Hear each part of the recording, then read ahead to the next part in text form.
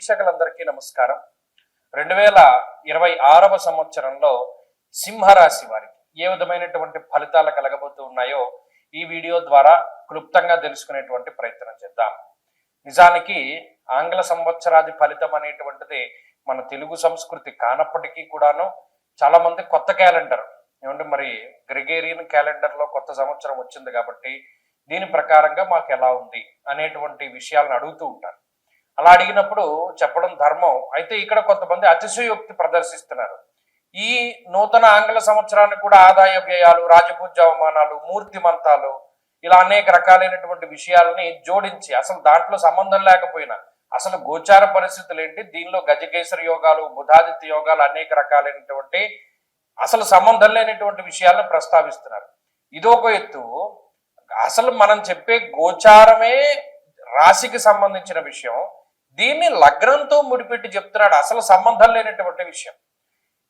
సరే, ఇవన్నీ జరుగుతూ ఉన్నాయి. ఈ మాధ్యమంలో వచ్చిన తర్వాత ఎవరి పంధా వారిదిలాగానే ఉన్నది, వేరే పలు రకాలని చెప్పి. కాబట్టి అయితే ఉన్నటువంటి దాన్ని శాస్త్రోక్తంగా మనం చెప్పుకుంటూ వెళ్ళేటప్పుడు ఈ సింహరాశి వారిలో ఈ 2026వ సంవత్సరంలో ఉండేటువంటి గ్రహగతులను కనుక మనం పరిశీలన చేస్తే ఈ రాశి వారికి ఉన్నటువంటి గ్రహ సంపత్తిలో రాహు ఈ సంవత్సరం మొత్తము కూడా సప్తమ స్థానం అందు ఉంటారు. ఈ సంవత్సరం చివరిలో అంటే డిసెంబర్ 2026లో 6వ స్థానానికి మారతారు. షష్ఠరాహు చాలా అనుకూలమైనటువంటి గ్రహము. అయితే మరి ఈ సంవత్సరం అంతా సప్తమ రాహు ఫలితాన్ని చూడాలి. సంవత్సరం చివరిలో రాహు ఆయన షష్ఠంలోకి వస్తారు. కాబట్టి రాహు మిశ్రమమైనటువంటి ఫలదాత. ఇక శనేశ్వరుడు అష్టమ స్థానమందు సంచారం చేస్తున్నారు. అష్టమ శనేశ్వరుని యొక్క దోషము ఈ రాశి వారికి ఉన్నది. ఇక్కడ మళ్ళా చాలా మంది అంటే ఇది ఎలా తయారైందంటే ఈ జ్యోతిష్ శాస్త్రం అన్నది ఖాళీగా ఉన్న వాళ్ళందరూ చెప్పచ్చు అనేటువంటి విధంగా తయారైంది. వాడేమో శని వక్రించినప్పుడు శనేశ్వరుడు రాశి మారకపోయినా వాడు ఫలితాలు పెడతాడు. వక్రించినప్పుడు ఈ ఫలితం అంటాడు, మళ్ళా రుజుమార్గంలోకి వచ్చినప్పుడు ఈ ఫలితం అంటాడు. వాడు ఇష్టం వచ్చినట్టు చెప్పుకుంటున్నాడు.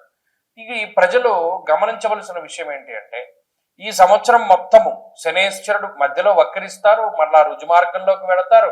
ఎక్కడికి వెళ్ళినా అష్టమ స్థానస్థిత ఫలితాన్ని ఇస్తారు. ఇది గుర్తుపెట్టుకోవాలి. ఇక గురుడు మాత్రం 2 సార్లు స్థానం మారతారు. జూన్ 2వ తారీఖు వరకు లాభస్థానమందు ఉన్నటువంటి గురువు జూన్ 2 నుండి అక్టోబర్ 31 వరకు వ్యయస్థానమందు, అక్టోబర్ 31 నుండి డిసెంబర్ 31 వరకు జన్మరాశి యందు సంచారాన్ని చేస్తారు.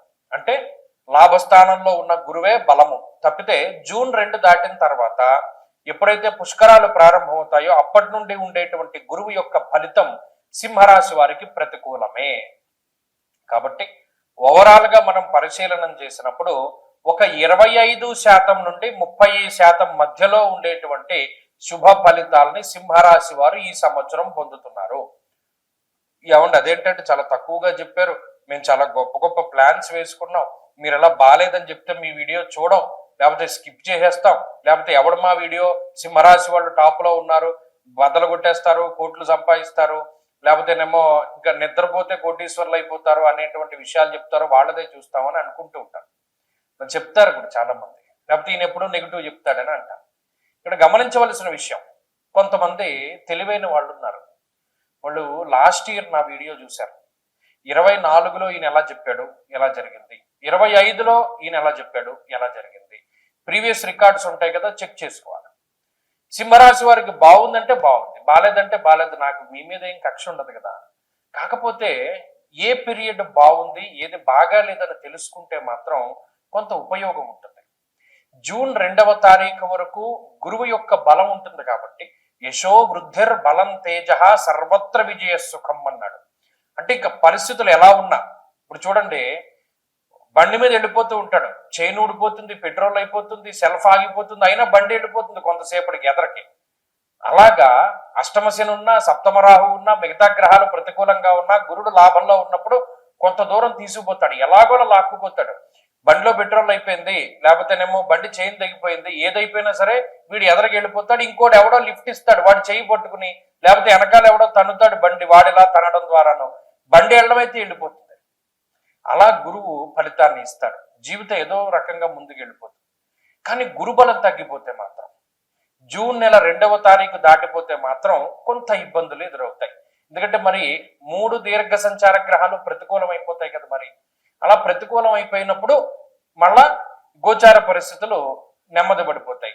జాతకం మీద ఆధారపడిపోతాం. జాతకంలో దశాంతర దశలు బాగుంటే ఈ ఫలితాలు మళ్ళా అంత ఇబ్బంది పెట్టవు, లేకపోతేనేమో కొంత ఇబ్బంది పెడతాయి.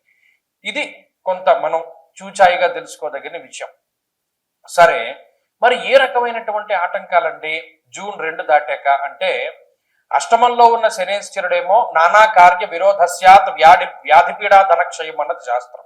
అంటే హెల్త్ పరంగా ఇబ్బందులు పెడతారు, దెబ్బలు తగిలేలా చేస్తారు, చిన్న చిన్న సర్జరీలు జరిగేలా చేస్తాడు. శనేశ్వరుడు ఎక్కువ వాతానికి సంబంధించినటువంటి ఇబ్బందులు వచ్చేలా చేస్తారు, నరాలకి సంబంధించినటువంటి ఇబ్బందులు వచ్చేలా చేస్తారు. అలాగే ప్రత్యేకించి వాయు సంబంధమైనటువంటి రోగములు శరీరమందు ప్రబలడానికి, వాత రోగములు ప్రబలడానికి కూడా శనేశ్వరుడు కారణమవుతూ ఉంటారు. ఈ విషయాలు ప్రధానంగా గుర్తుపెట్టుకోవాలి. అలాగే సప్తమ రాహు అంత ప్రతికూలమైనటువంటి గ్రహము కాదు, అంత వ్యతిరేకి కాదు, కానీ ఆయన పర్సనల్ లైఫ్ లో కొంత డిస్టర్బ్ చేస్తాడు, డ్యామేజ్ చేస్తాడు. కొంత మీరు అనుకునేటువంటి విషయాలు అవతల వాళ్ళకి కన్వే అవ్వవు మీ జీవిత భాగస్వామికి. ఆ పరంగా కొన్ని చికాకులకు ఆయన కారణం అవ్వచ్చు. ఏదేమైనప్పటికీ మిశ్రమ ఫలదాత. గురువు మాత్రం జూన్ 2 దాటిన తర్వాత స్థాన మార్పుకి, స్థాన చలనానికి అవకాశాన్ని కల్పిస్తాడు. ఉద్యోగపరమైనటువంటి మార్పులు చేస్తారు. దేశాంతరవాసాన్ని కలిగించడానికి అవకాశాన్ని ఇస్తారు. మరి ముఖ్యంగా ఇక్కడ పనిచేస్తున్నటువంటి వాళ్ళు వేరే దేశంలోకి వెళ్ళడానికి, వేరే దేశంలో ఉన్నటువంటి వాడు ఈ దేశంలోకి రావడానికి, అటువంటి ఫలితాలను ఎక్కువగా గురువు కలగజేస్తూ ఉంటారు. ఇక కుటుంబపరమైనటువంటి విషయాలు, సంతాన సంబంధమైనటువంటి విషయాలు ఇవన్నీ కూడా మధ్యస్థంగానే గోచరిస్తాయి. ప్రత్యేకించి ఆర్థిక పరమైనటువంటి విషయాలు ఈ సంవత్సరంలో జూన్ 2కి మునిపే బాగున్నాయి. జూన్ 2 తర్వాత అంతా ఖర్చే కనబడుతోంది. కాబట్టి ఈ ఫలితాలన్నింటినీ కూడా ఈ సంవత్సరంలో మీరు గుర్తుపెట్టుకోవాలి. మరి ఏం చేస్తే బయటపడతామండి?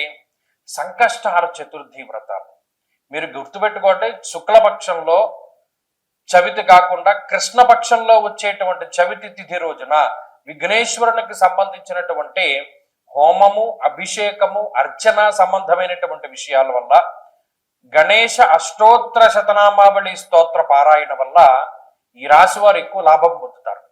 ప్రతి నెలలోనూ ఒకరోజు వెచ్చించండి. సంకష్టార చతుర్థి అని వస్తుంది.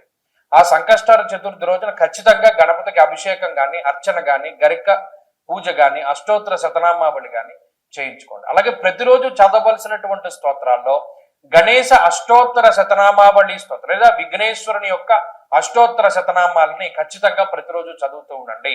వీలుంటే వినాయకుడు ఉంగరం చేతికి పెట్టుకోండి. విఘ్నేశ్వరుని ఎక్కువగా ఆరాధన చేస్తూ ఉండండి. దానివల్ల మీకు శుభం కలుగుతుంది.